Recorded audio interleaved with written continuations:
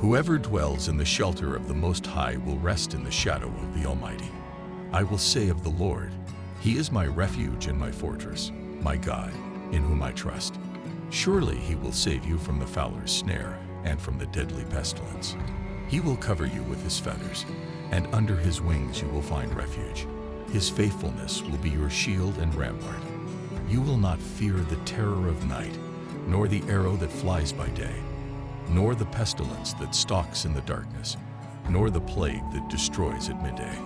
1,000 may fall at your side, 10,000 at your right hand, but it will not come near you. You will only observe with your eyes and see the punishment of the wicked.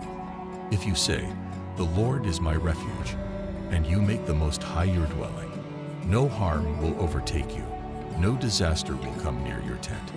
For He will command His angels concerning you to guard you in all your ways. They will lift you up in their hands, so that you will not strike your foot against a stone. You will tread on the lion and the cobra. You will trample the great lion and the serpent. Because He loves me, says the Lord, I will rescue Him. I will protect Him, for He acknowledges my name. He will call on me, and I will answer Him. I will be with him in trouble. I will deliver him and honor him. With long life I will satisfy him and show him my salvation.